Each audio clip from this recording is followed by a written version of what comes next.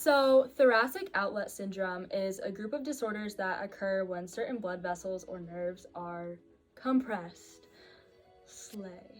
And thoracic outlet syndrome affects the space between the collarbone and the first rib, thoracic outlet. And common causes include trauma, repetitive injuries, pregnancy, anatomical defects, why I'm a music major, such as having an extra rib.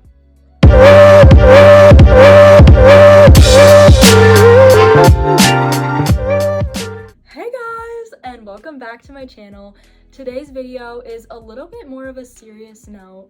I want to talk about what I've been dealing with my arm, the injuries that I'm kind of dealing with right now and what I've been dealing with, and just kind of how I'm coping with it, and it's life. So I have been dealing with this since the fall, I would say. So what first happened is I started to notice this forearm would tighten up when I play, and let me tell you, it would suck. Like, I'd be playing like a box jig or something and it would tighten up, and I'm like, well, it'll shake it off, it'll be fine. And because I was getting through college auditions, I had to deal with it. Then flash forward to February, I was playing and all of a sudden there was like a sharp pain in my wrist, and I was like, well, I gotta finish this. I was recording for a scholarship. I'm like, well, I have to finish this. So I kept playing. I was like, it's gonna go away in the morning. It did not go away in the morning.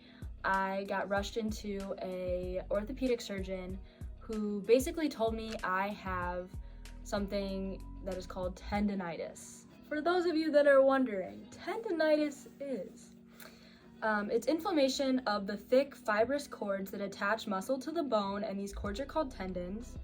The more you know. And the condition causes pain and tenderness just outside a joint, and it may occur in any tendon, but it's commonly around the shoulders, elbows, wrists, knees, and heels. So, slay. So I got diagnosed then with tendonitis in February, and we're like, we're gonna go to massage therapy, we're gonna work through this, we're gonna heal this, just take time off after your auditions, you're gonna be fine. Flash forward to now, which is the fall of 2023, and I took the whole summer off, and it was getting better until it wasn't getting better anymore, and now we're like, what is going on? You're starting school and you can't play the violin, basically.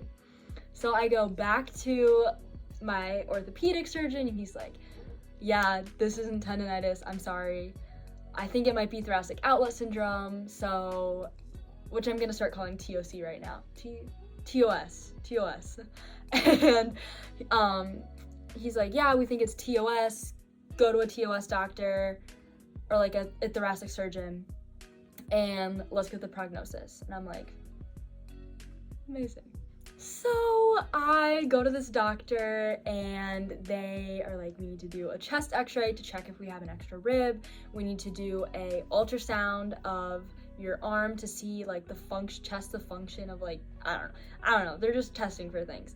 And I'm not a doctor, never gonna be a doctor, never claimed to be a doctor, would never happen. I'm not, no. And a lot of the symptoms were lining up. Like, does my arm get exhausted when I do my hair? Yes. Do I have like the pain in my arm? Obviously, yes. I forget, there were other things though that were making sense, and I was like, are you kidding me right now? Like, this is absolutely what I have. So that is currently what we're dealing with.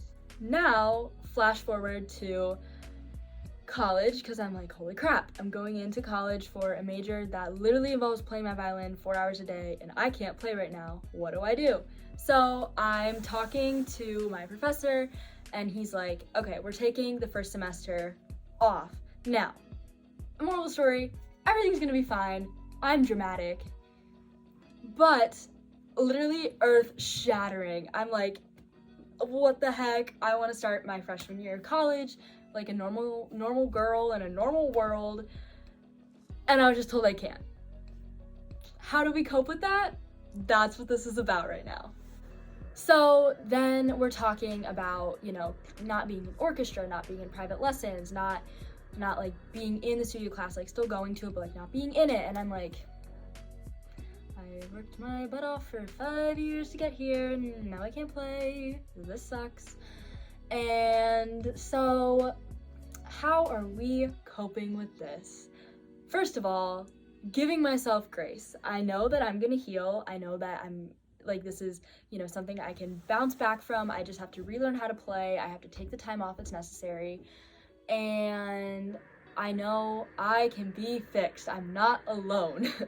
Also, other musicians deal with this problem. Like my private teacher, he literally had this issue. So I'm not alone. It just feels like I am currently because, you know, I'm a dramatic girl in a dramatic world.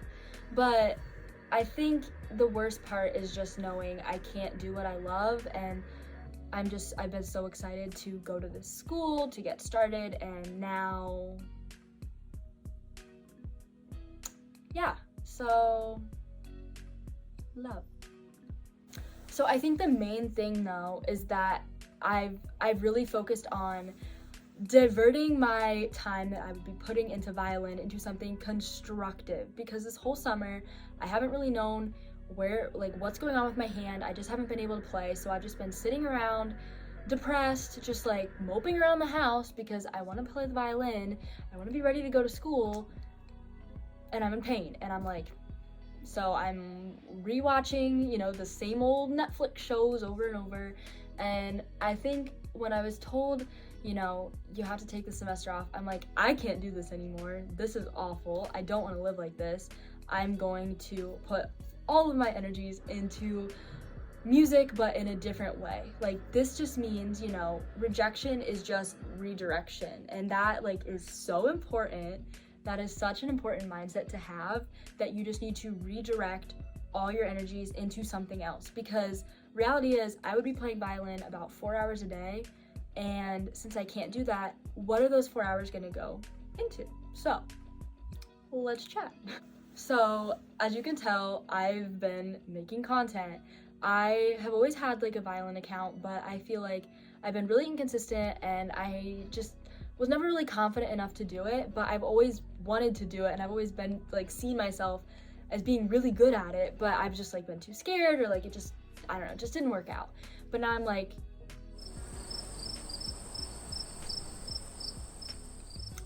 might as well do it.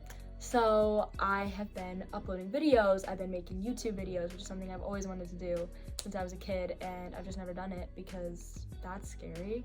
And it's really scary to put yourself out there and be vulnerable. And that's very unfortunate.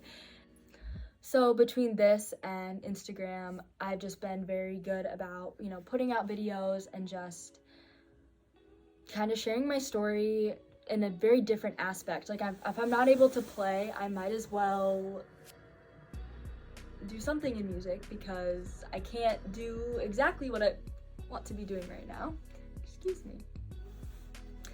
So I'm going to do it in other ways and just like display, you know, kind of a different side of the musician's life and how I'm recovering. So I think at the end of the day, this is definitely making me stronger. It's not, you know, just this like, it's not this burden, but it's just a hurdle, and I'll get through this, and I will come out on the other side stronger than I was before, and I'm going to be able to play again. You know, it's not the end of my life, and it's not the end of my music career, but I'm just taking a day at a time, and I'm just gonna keep playing.